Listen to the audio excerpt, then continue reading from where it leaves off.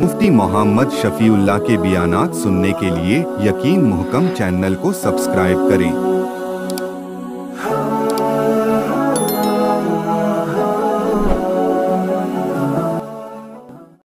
नहमदुहु व नुसल्ली अला रसूलिहिल करीम।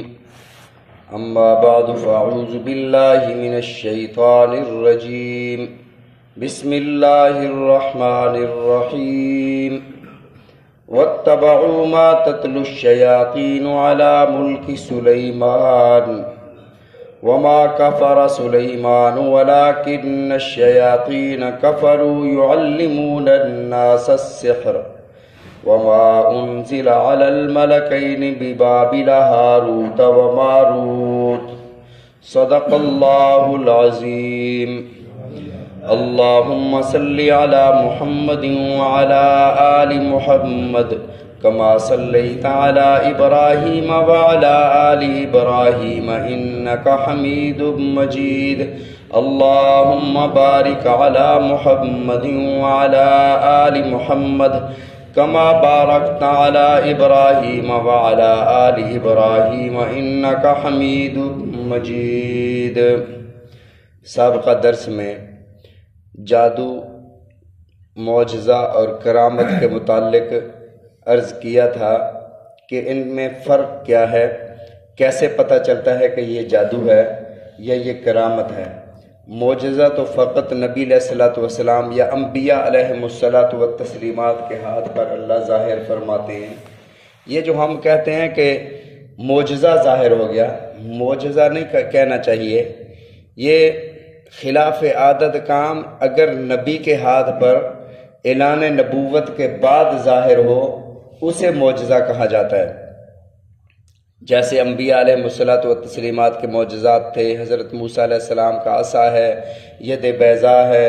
हज़रत सालेह अलैहिस्सलाम का मौजज़ा पहाड़ से ऊँटनी का निकलना है। और रसूलुल्लाह सल्लल्लाहु अलैहि वसल्लम की पूरी ज़िंदगी, आपका जिस्म मुबारक मौजज़ा है, आपका बोलना मौजज़ा, आपका चलना मौजज़ा, आपका देखना मौजज़ा।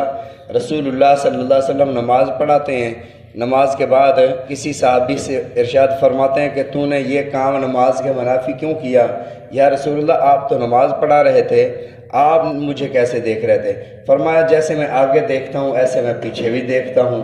नबी अलैहिस्सलातु वस्सलाम का देखना भी मौजज़ा, जो हमें दूर तक नज़र नहीं आता, रसूलुल्लाह सल्लल्लाहु अलैहि वसल्लम ऐसे देखते थे जैसे सामने है। तो ये रसूलुल्लाह सल्लल्लाहु अलैहि वसल्लम की निगाह का मौजज़ा। अल्लामा जलालुद्दीन सुयूती रहमतुल्लाह अलैह ने किताब लिखी और रसूलुल्लाह सल्लल्लाहु अलैहि वसल्लम के मौजज़ात, निगाह के मौजज़ात, क़ुव्वत समाअत के मौजज़ात लिखते गए। 3000 से ज़्यादा मौजज़ात गिनवाने के बाद आखिरी जो लाइन लिखी वहाँ ये लिखा कि रसूलुल्लाह सल्लल्लाहु अलैहि वसल्लम की ज़िंदगी का हर लम्हा मौजज़ा है। तो मौजज़ा सिर्फ नबी के साथ ख़ास होता है। अगर नबी के हाथ पर खिलाफ आदत तो ज़ाहिर हो, लेकिन ऐलान नबूवत से पहले ज़ाहिर हो जाए, उसको इरहासात नबूवत कहा जाता है। इरहास कहते हैं तमहीद, नबूवत की तमहीद हो रही होती है। जैसे रसूलुल्लाह सल्लल्लाहु अलैहि वसल्लम ने भी ऐलान नबूवत नहीं फरमाया, लेकिन फरमाया कि मुझे मक्का के वो पहाड़ याद हैं कि जब मैं वहाँ से गुजरा करता था तो पत्थर मुझे सलाम किया करते थे। इसको इरहासात नबूवत यानी तमहीद नबूवत कहा जाता है। और इसी तरह अगर ये खिलाफ आदत काम किसी फासिक फाजर, किसी थोरी के हाथ पर ज़ाहिर हो जाए तो उसे इस्तिदराज कहेंगे, अगर उसकी मर्ज़ी के मुताबिक हो, खुदा ढील दे रहे हैं।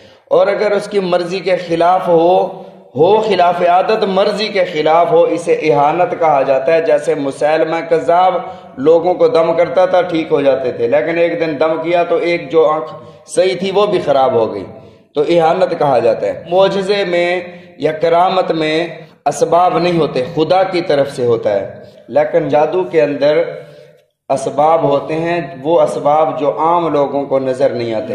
तो कल मैंने अर्ज़ किया था कि जादू में कई अक़साम हैं। उसमें एक तो ये है कि क़ुव्वत ख़यालिया पर, तसव्वुराती तौर पर इंसान के क़ुव्वत ख़याल को काबू कर लेना।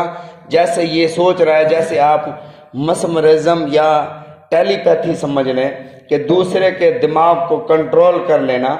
یخیل الیہ من سحرہم انہا تسعی، تھیں تو رسیاں لیکن دیکھنے والوں کو ایسے نظر آ رہا تھا جیسے یہ سانپ ہیں۔ اور حضرت موسیٰ علیہ السلام کا جو عصا تھا وہ ایسے نہیں تھا، وہ حقیقت میں زندہ سانپ بن گیا تھا، اژدہا بن گیا، اس کے اندر اللہ نے روح ڈال دی تھی۔ وہ دیکھنے والوں کو سانپ نظر آئے ایسا نہیں، اس نے تو ان رسیوں کو کھا بھی لیا تھا۔ وہ حضرت موسیٰ علیہ السلام کو جو عصا تھا، حضرت موسیٰ علیہ السلام نے جیسے ہی عصا ڈالا، ان لوگوں کی رسیوں کو جو سانپ نظر آ رہی تھی انہیں کھا بھی گیا۔ تو ظاہر ہے زندہ چیز کھاتی ہے جو دکھنے والی ہو، محض کسی کے دماغ پر آپ جادو کر دیں تو وہ کھا تو نہیں جاتی۔ بہرحال آج کل جو طریقہ رائج ہے، یہ طریقہ کار جادو جو ہے وہ جنات کے ذریعے سے کیا جاتا ہے۔ جنات سب سے زیادہ جادو جنات کرتے ہیں، جنات کو تابع کیا جاتا ہے اور ان کے ذریعے سے کام کرایا جاتا ہے۔ عام لوگوں کو پتہ نہیں چلتا کہ یہ کیسے ہو رہا ہے، ہم اس کو جادو کا نام دے دیتے ہیں، جادو ہے، اصل میں پیچھے جنات ہوتے ہیں۔ کسی کو تکلیف دینے کے لیے بھیج دیتے ہیں، کسی کو قتل کرانے کے لیے بھیج دیتے ہیں۔ رسول اللہ صلی اللہ علیہ وسلم نے ارشاد فرمایا، ترمذی شریف کی روایت ہے، آپ نے فرمایا کہ جادوگر کی سزا قتل ہے۔ جو جادو کرتا ہے، جو جادو کراتا ہے، اس کی سزا سزائے موت ہے۔ اور اسی طرح حضرت عائشہ صدیقہ رضی اللہ تعالیٰ عنہ کے دور میں آپ نے حکم فرمایا کہ ایک جادوگر پکڑا گیا، آپ نے فرمایا اس کو قتل کر دو۔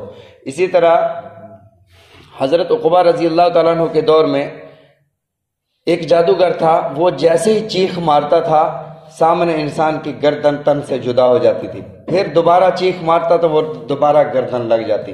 ایک اور صحابی نے پاس کھڑے ہو کر زور سے تلوار مار کر اس جادوگر کا سر قلم کر دیا، تو آپ نے فرمایا کہ آپ اپنے آپ کو زندہ کر کے دکھائے، اپنے آپ کا سر لگا کے دکھائے۔ تو جس بندے کا وہ جادوگر تھا انہوں نے کہا کہ آپ کو ایسا نہیں کرنا چاہیے تھا، تو انہوں نے فرمایا کہ رسول اللہ صلی اللہ علیہ وسلم نے ارشاد فرمایا جادوگر کی سزا قتل ہے، سزائے موت ہے۔ بہرحال حضرت سلیمان علیہ السلام کا جب انتقال ہو گیا، حضرت سلیمان علیہ السلام کے بعد آپ کی ایک دستاویز تھی، ایک رجسٹر تھا جس پر آپ اپنے جو مصاحب خاص تھے، آصف بن برخیہ، یہ آصف بن برخیہ وہ تھے کہ جب حضرت سلیمان علیہ السلام نے فرمایا کہ تخت بلقیس کون لائے گا، تو ایک اٹھا عفریت من الجن، وہ جنوں میں بہت بڑا عفریت تھا۔ بعض کہتے ہیں اس کا نام عفریت تھا، بعض کہتے ہیں کہ عفریت کا مطلب بہت بڑی جسامت اور بہت بڑی طاقت رکھنے والا جن، وہ جن تھا۔ اس نے کہا کہ میں وہ تخت لے آؤں گا قبل ان تقوم من مقامک، آپ اپنی جگہ سے نہیں اٹھیں گے، پہلے لا کر حاضر کر دوں گا۔ حضرت سلیمان علیہ السلام نے فرمایا مجھے اس سے بھی جلدی چاہیے۔ تو آصف بن برخیہ، اللہ نے نام نہیں لکھا، فرمایا ایک ایسا بندہ تھا الذی عندہ علم من الکتاب، اس کے پاس کتاب کا علم تھا۔ اس نے کہا کہ میں لاؤں گا قبل ان یرتد الیک طرفک، آپ یہ آنکھ جھپکائیں گے نا، یہ پلکیں جھپکانے سے جب یہ آنکھ بند کر کے اوپر آتی ہے اتنی دیر میں، پلک جھپکتے ہی میں وہ لا دوں گا۔ تو ان کے پاس مفسرین کرام رحمہم اللہ فرماتے ہیں کہ اسم اعظم کا علم تھا، عندہ علم من الکتاب، خدا نے انہیں کتاب کا علم دیا تھا۔ یہ حضرت سلیمان علیہ السلام کی باتیں اس رجسٹر میں، اس ڈائری کے اندر لکھتے رہتے تھے۔ جب حضرت سلیمان علیہ السلام کا وصال ہو گیا تو وہ ڈائری جو ہے وہ آپ جہاں تشریف فرما ہوتے تھے وہاں دفن کر دی گئی۔ جنوں نے وہاں سے وہ ڈائری نکال کر اس کے درمیان میں اپنی طرف سے شرکیہ کلمات لکھ دیے، اور لوگوں میں جب وہ سامنے آئی تو انہوں نے کہا اچھا حضرت یہ تو سلیمان نعوذ باللہ جادوگر تھے، اور جادو کے ذریعے سے جنات کو اور یہ ساری چیزوں کو قابو کیا ہوا تھا۔ اور یہ بات چلتے چلتے یہود کا بھی آج بھی یہ عقیدہ ہے۔ رسول اللہ صلی اللہ علیہ وسلم کی جب بعثت ہوئی تو ایک یہودی دوسرے کو کہنے لگا یہ محمد صلی اللہ علیہ وسلم نبوت کے دعویٰ بھی کر رہے ہیں اور ساتھ یہ بھی کہتے ہیں کہ سلیمان خدا کے پیغمبر تھے، حالانکہ سلیمان تو جادوگر تھے۔ یہ یہودی آپس میں کہہ رہے تھے۔ یہود کا آج بھی عقیدہ ہے کہ حضرت سلیمان علیہ السلام نبی نہیں تھے بلکہ وہ ایک جادوگر تھے۔ جنات نے مشہور کر دیا کہ سلیمان علیہ السلام نے جادو سکھایا تھا۔ اللہ نے اس آیت میں تردید فرمائی اور یہودیوں کے اس عقیدے کا رد فرمایا، فرمایا کہ وَاتَّبَعُوا مَا تَتْلُو الشَّيَاطِينُ عَلَى مُلْكِ سلیمان، ان یہودیوں نے پیروی کی اس کی ما تتلو الشیاطین جو پڑھتے تھے شیاطین علی ملک سلیمان، سلیمان علیہ السلام کی بادشاہت میں جو وہ پڑھتے تھے، وما کفر سلیمان، اللہ نے فرمایا کہ سلیمان علیہ السلام نے کبھی کفر نہیں کیا، ولیکن الشیاطین کفروا، لیکن شیاطین نے کفر کیا، جنات نے کفر کیا، یعلمون الناس السحر، لوگوں کو انہوں نے جادو سکھایا، وما انزل علی الملکین ببابل ہاروت و ماروت، اور نازل کیے گئے دو فرشتے ان پر ببابل، بابل کی دھرتی میں، بابل ایک جگہ کا نام ہے عراق کے اندر، وہاں یہ دو فرشتے نازل ہوئے تھے، ہاروت و ماروت، ایک کا نام ہاروت تھا دوسرے کا نام ماروت تھا۔ اب یہ ہاروت اور ماروت ان کے متعلق بھی بڑے قصے اور کہانیاں مشہور ہیں، اور مفسرین کرام رحمہ اللہ نے کئیوں نے لکھ بھی دیا ہے، تو اس پر انشاءاللہ پھر کل ذکر کریں گے کہ ہاروت ماروت کون تھے اور کیسے وہ بابل کی دھرتی میں آئے۔